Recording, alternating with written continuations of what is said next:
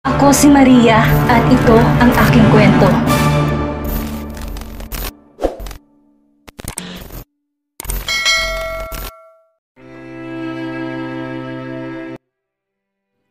Anong ginagawa na naman ni Seryo dito? Bakit ba palagi mo sinusaway ang lahat ng gusto ko? Mga tanong ni Jax kay Amethyst. Hindi siya galit, nagtatanong lang. Pero ramdam ang paninikip ng kanyang dibdib, lalo na't ilang beses na niya nitong pinaalala. Wala talaga akong alam kung paano niya nalaman kung saan tayo nakatira. Nakita ko siyang pinapasok na ng katulong. Saka hindi ko lang alam kung paano siya nakakapasok sa subdivision. Mahigpit mga bantay sa pinaka-gate, sagot ni Amethyst. Bahagyang nanginig ang tinig niya. Hinahanap niyang tamang paliwanag pero ni siya mismo'y litong-lito. Kahit na Amethyst, dapat hindi mo in-entertain sa seryo. Madiin ang boses ni Jax pero kontrolado pa rin. Nakita mo na nangyari, hinaharas ka na niya. Anong kailangan niya sa'yo? Bakit kinakausap ka pa rin niya? Napayuko si Amethyst. Hindi makatingin kay Jax, may gustong sabihin ng kanyang bibig pero mas mabilis ang kaba sa kanyang dibdib. Jax, wala akong kontak sa kanya. Binigyan niya ako ng phone number noon, hindi ko siya kahit kailanman tinawagan. Napakatagal na noong huli naming pag-uusap. Pero kahit na ganun, hindi ko maisip kung paano palagi may paraan siyang makalapit. Hindi ko alam kung ano pa bang pwede kong gawin para iwasan siya at ipagtabo yan. Tumahimik si Jax. Tinawid ang pagkakatayo pero hindi maitagong pagbigat ng loob. Amethyst, hindi ako nagagalit sa'yo pero natatakot lang ako. Ayoko masaktan ka. Ayoko may mangyari sa'yong masama, lalo na sa anak natin. Hindi mo pa kilala si Seryo. Hindi natin alam ang kaya niyang gawin sa'yo. Hanggat maaari, iwasan mo na makipag-usap o makipagkita sa kanya. Tumulong luha ni Amethyst. Mahinang napailing siyang nagsalita. Hindi ko rin naman to ginusto, Jax. Gusto ko na lang ng tahimik na buhay. Kasama ka, pero sana pagkatiwalaan mo ko. Maniwala ka sana sa lahat ng sinasabi ko. Napatitig si Jax sa asawa at nilapitan ito. Hinawakan niyang kamay ni Amethyst at hinila ng marahan palapit sa kanya. Niyakap niya ito. Tahan na. Makakasama sa baby natin ang pag-iyak mo. Huwag kang mag-alala, naniniwala ko sa'yo. May tiwala ko sa'yo. Kay Seryo lang talaga wala. Alo niyang sabi, pinunasan ni Amethyst ang kanyang luha nang bumitaw siya sa yakap ng asawa. Salamat, akala ko magagalit ka sa akin dahil nahuli mo kami magkasama. Ang lakas ng kaba ko. Ayoko na magalit ka sa akin. Ngintian ni Jax si Amethyst para mawala ang agam-agam nito. Bakit naman ako magagalit kung nahuli ko kayong nag-uusap? Alam ko namang mahal mo ko, hindi ba? Tumango si Amethyst. Pero bakas pa rin sa mukha niya ang lungkot. Mahal na mahal kita, Jax. Kaya siguro ganito ako katakot na mawala ka. Hinaplos ni Jax ang pisngi ni Amethyst. Pinawi ang bakas ng luha. Hindi ako mawawala, Amethyst. Kahit na anong mangyari, kakampi mo ko. Basta't huwag kang maglilihim sa akin. Tumango si Amethyst at muling yumakap kay Jax. Mahigpit, parang ayaw ng bitawan. Pinapangako ko sa'yo, wala akong itatago sa'yo. Lalo na, ang tungkol kay Seryo. Saglit silang natiling magkayakap ng tahimik, pero puno ng pag-unawa at pangako. Hindi bibitaw sa isa't isa. Halika na sa kwarto natin, baka pagod na kayo ni baby. Aya ni Jax na hinawakan ng kamay ni Amethyst. Tumango si Amethyst at nginitian ng kanyang asawa. Naglakad sila ng magkahawak ang mga kamay patungo sa hagdan. Titiyakin ni Jax na hindi kailanman makakalapit pa si Seryo sa kanyang mag-ina. Kung kailangan niyang gumamit ng dahas para protektahan si Amethyst ay gagawin niya. Kuyom ang kamao ni Seryo na hindi siya nagtagumpay sa kanyang plano. Dumating kasing bigla si Jax. Ang akala niya magtatagal ito sa ospital. Pagkakataon na sana niyang mailayo si Amethyst. Pero hindi bale, marami pa naman akong pagkakataon. Sa susunod, sisiguraduhin ko nang makukuha ko si Amethyst mula kay Jax. Ang sabi niya sa isip habang nakatanaw mula sa loob ng kanyang sasakyan na nakapark ilang metrong layo sa bahay ni na Amethyst. Muling dumapong tingin niya sa bahay, naramdaman niyang paghigpit ng dibdib sa selos at galit. Hindi siya sanay na tinatanggihan, lalo ng babaeng minsan niyang minahal. Amethyst, hindi mo ko basta-basta matatanggihan. Hindi habang buhay kayong ligtas ni Jax. Bulong niya habang unti-unting pinapaandar ang sasakyan. Habang papalayo, isang malamig na ngiti ang sumilay sa kanyang labi. Hindi pa tapos ang laban at sa susunod hindi na siya papalya. Tell me what happened, Ramil, sabi ni Carlota. Dumating si Jax. Nakapasok na si Seryo pero dumating ang bastardo kong pamangkin. Puno ng panghihinayang si Carlota na tumingin sa asawa. Paano na yan? Ano ka ba naman Carlota? Ikaw masyado kang atat. Nasa atin ang kumpanya. Unti-unti pati ng mansyon ay mapapasatin din. Basta, wag mo kong i-pressure. Andito ka lang naman at walang ginagawa. Ang batayan mo ay anak mo. Nasaan na ba yung si Teo? Parati na lang siyang nawawala kapag kailangan. Napasimangot si Carlota. Gusto lang naman niya na malaman ang nangyari sa pagharap ni Seryo at Amethyst. Exciting nang nagaganap pero parang nainip siya sa plano ni Ramil. Yung anak mo may sariling mundo. Hayaan mo na lang. Huwag mo na siyang idamay sa gulo ng pamilya mo. Masamang tinignan ni Ramil si Carlota. Anong gulo ng pamilya ko? Nakikinabang ka rin. Kayo ng anak natin. Dapat nga kasama siya natin para mabilis nating makuha ang lahat ng pera ng kapatid ko. At pagkatapos ay si Jax lang ang masisisi ng lahat. 2 araw na ang lumipas pero ganun pa rin ang kalagayan ni Roger. Wala pa ring pag-unlad. Malungkot na nakatunghay si Jesusa sa unang lalaking minahala. Hawak ang malamig nitong kamay, umaasang magigising ito. Roger, 1 linggo ka nang nasa ospital. Naghihintay pa rin kami ng anak mo. Ako. Gumising ka na naman Roger. Kailangan ka namin. Umiiyak na usal ni Jesusa. Halos pabulong pero puno ng pagmamakaawa. Sa pagkawala ni Roger, parang unti-unti kinukuha ni Ramil ang lahat. Ang mansyon, ang kumpanya, pati ang katahimikan niya. Ayaw niya nang umuwi. 1 saglit lang na magkita sila ni Carlota, baka hindi niya na mapigil ng sarili. Atat na atat ng mag-asawang yun na mapaalis siya sa mansyon. Pero hindi siya aalis. Hindi pa. Aalis siya pero sa mismong araw na magising si Roger. Hindi habang nakarating pa ito. Ma'am, may tawag po kayo sa telepono. Napalingon si Susan nang marinig ang tawag ng nurse mula sa may pinto. Mabilis niyang pinunasan ang mga luha at saka tumayo. Sige nurse, pupunta na ako. Muling nilingon ni Susan si Roger bago tuluyang lumabas ng kwarto.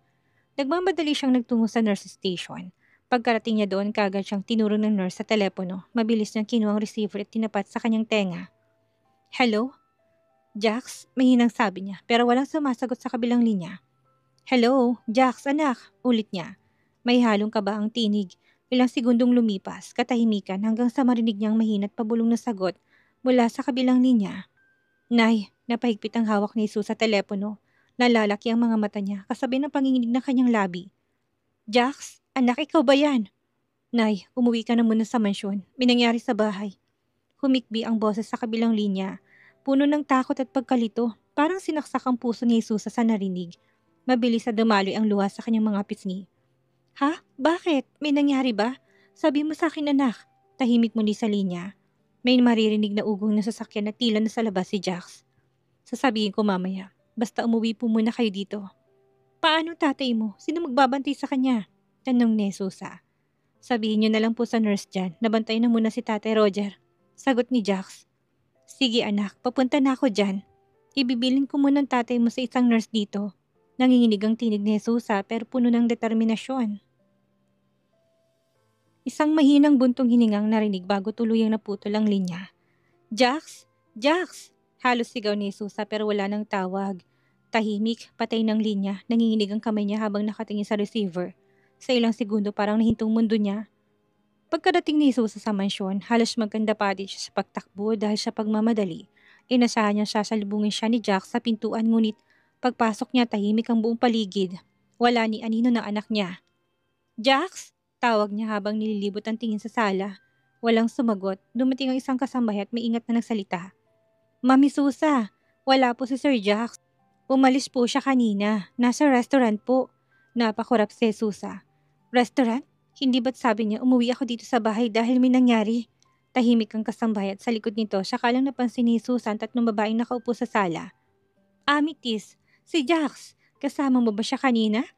Tanong ni Jesusa sa kanyang manugang. Nilapitan ni Amethyst ang biyanan. Nay Jesusa, umuwi po kayo? Bakit po? Pumasok po si Jax sa restaurant kaninang umaga pa. Hindi pa po nakakauwi. Napakunot ang noon ni Jesusa. Ha? Hindi pa siya nakakauwi simula kaninang umaga? Nagtatakang tanong niya. Ang dami niyang tanong sa isip. Kung ganun, sinong tumawag sa kanya? Tahimik na nagkatinginan ng mga babae sa sala. Si Amethyst, si Wendy at si Anya. Si Wendy ang unang bumasag sa katahimikan. Baka naman napagtripan ka ng isang scammer. Ang dami-dami niyan ngayon. Tatawagan ka tapos may hihingin o may gustong ipagawa. Hindi kumibo si Jesusa. Napatingin siya kay Amethyst. Tila may hinihintay na mas matinong paliwanag. Sigurado ka bang hindi mo siya nakausap kanina, Amethyst? Tanong niyang muli, mas mariin. Umiling si Amethyst. Hindi po talaga. Kanina umaga lang po kaming huling nag-usap. Tapos umalis na siya. Hindi na rin ako tinawagan. Baka nasa restaurant pa siya ngayon. Gusto niyo po bang tawagan ko siya?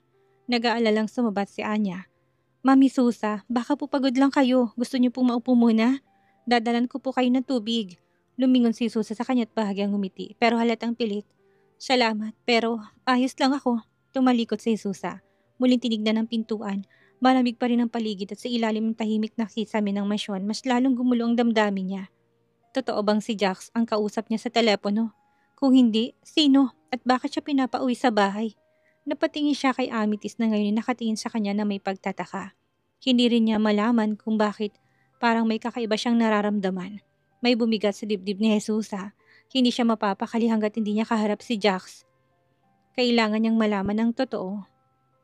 How is the condition of your dad, Jax? Tanong ni Tristan habang nasa loob sila ng opisina ni Jax. Still no progress. Hindi pa rin masabi ng mga doktor kung kailan magigising si tatay mula sa koma.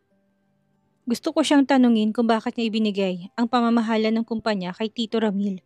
Alam na alam naman niya kung anong ginagawa ni Tito sa tuwing nakatalikod siya. Pagkatapos ng gugulo pa si Seryo sa aming mag-asawa. Bago pa man makapagsalita si Tristan, biglang nag-flash sa TV screen ng isang balita. Sabay silang napatingin. Breaking news! Nasusunog ang isang bahagi ng St. Margaret's Hospital. Evacuation ongoing. Cause is still unknown. Napabalikwas si Jack sa kanyang upuan. Tatay ko! Shit! Bulalas ni Tristan. Agad ding tumayo. Si nanay lang ang kasama ni tatay. Sigaw ni Jack habang mabilis na sinuksok ang cellphone sa bulsa tumahango sa palabas ng opisina. Tumayo rin si Tristan at agad na sumunod. Sasabay ako sa'yo. Baka kailangan mo ng tulong. Habang tumatakbo palabas, ramdam ni Jax ang matinding kaba sa dibdib. Parang sasabog ang puso niya sa bilis ng tibok. Nasusunog ang ospital kung saan naroroon ang kanyang ama at ang kanyang ina ay posibleng naroroon pa rin. Pagkarating sa ospital, dali-daling bumaba si Jax ng sasakyan. Hindi niya na naalalang ipark ito ng maayos. Ang tanging nasa isip niya ay ang kanyang mga magulang na nasa loob ng gusaling nasusunog. Paglapit pa lang niya sa entrance, sinalubong siya ng makapal na usok at nakakabinging alarma. Ilang bumberong abalang nag-aalis ng mga tao at nagbubuhat ng kagamitan. Sir, bawal po kayong pumasok. Delikado sa loob. Sigaw ng isang bumbero sabay harang sa kanya. Nasa loob ang parents ko. Maawa kayo. Papasukin niyo ko. Pakiusap ni Jack habang pilit siyang sumugod. Nanginginig ng boses niya sa kabat at takot. 2 bumbero nang humawak sa kanya para pigilan siyang dumiretso papasok ng ospital. Pasensya na sir. Halos 20% ng ospital ang apektado ng sunog. At nagsimula ito sa neurology ward. Nalaki ang mga mata ni Jax. Parang biglang nawala ng hangin sa paligid niya. Hindi siya makahinga. Doon nakaratay ang ama niya. Sa neurology ward. Hindi pwedeng nasusunog na ngayon doon. Bulong ni Jax sa sarili. Nanginginig ang boses habang pinipilit pigilan ng kaba. Hindi niya matanggap ang sumasagi sa isip. Napasuklay siya sa kanyang buhok. Sabay marahas na buntong hininga. Let me go inside. Please. Nandun ang nanay ko. Pati ang tatay ko. Sigaw niya. Halos mapatid ang boses sa sobrang panik. Halos mapunit ang lalamunan niya kakasigaw. Hindi niya na napigilan ang sarili sa sobrang frustration dahil sa takot na baka wala na siyang abutang buhay sa loob. I'm sorry sir, pero hindi namin kayo mapagbibigyan. Malungkot na sagot ng bumbero. Halos hindi siya makatingin ng diretso kay Jax. Mariing napatiim si Jax, nanginginig ang mga kamao. Pero bago pa siya muling makapagsalita, ay isang malakas na pagsabog ang sumunod. Boom! Nagtilian ang mga taong nasa paligid. Mula sa isa sa mga bintana sa ikalawang palapag, lumabas ang makapal na usok at apoy. Diyos ko! Napabulong isang matandang babae sa tabi niya. Habang niyayakap ang bata sa kanyang bisig, napatras si Jax, nanginginig ang katawan habang nalalaki ang kanyang mga mata. Napakuyom ang kanyang mga kamao sa gilid at tila pinipigilan ng sarili na huwag sumigaw. Sa harap niya, unti-unting nilalaman ng apoy ng ospital para siyang binabangungot habang gising. Ayaw niyang paniwalaan na nasasaksihan. Pero ramdam niyang bigat ng katotohanan sa bawat usok na lumalabas at huni ng sirena ng bumbero. Sari-saring emosyon na naglalaban sa dibdib niya. Takot, kaba, galit at matinding pag-aalala. Pero pinakamatindi sa lahat ay ang takot. Ang takot na baka hindi niya na muling makita ang kanyang mga magulang. Please, anas niya, halos wala ng boses. Kung may paraan, kahit na hanggang hallway lang. Gusto kong malaman kung ano na nalagay ng tatay ko. Nanginginig ng kanyang tinig. Tila unti-unting naupos sa bigat ng sitwasyon. Ngunit ni isang sagot ay walang dumating mula sa mga bombero. Isa sa kanila ay tahimik na lang na tumalikod at muling tumakbo pabalik sa loob na naglalagablab na gusali. Hey, let me in! Napasigaw si Jax. Desperado na. Gusto kong makita ang nanay ko. Ang tatay nasa loob pa siya. Nanginginig ang boses niya sa galit at takot. Pero tila wala ni isang nakarinig. Abala ng lahat sa laban kontra sa apoy. Isa-isa nang dumarating ang karagdagang mga fire trucks. Sumisigaw ang mga sirena na parang karugtong ng kanyang panik. Sa dami ng taong gumagalaw, lalo siyang nalamon ng pakiramdam ng kawalan. Para siyang batang iniwan sa gitna ng kaguluhan. Napaluhod, halos si Jax na napahawak sa kanyang sentido. Napahagulhol na siya ng iyak. Anong gagawin ko? Anong gagawin ko? Pabulong niyang inuusal, nanginginig ang buong katawan. Pakiramdam niya ay wala na siyang silbi. Wala siyang magawa at lugmok. Umiikot ang mundo niya sa isang matinding takot na baka hindi na siya muling umuwi ng buo ang pamilya. Biglang mga mainit na palad na dumampi sa kanyang balikat. Pare, napalingon siya. Tristan, bulong niya sa isang iglap ay parang may konting tibay na muling bumalik sa mga tuhod niya. Isa sa mga taong alam niyang hindi siya iiwan. Napatayo siya at pinunasan ng kanyang mga luha. Huminahon ka, Jax, at magpakatatag ka. Naawa si Tristan sa sinapit ng mga magulang nito.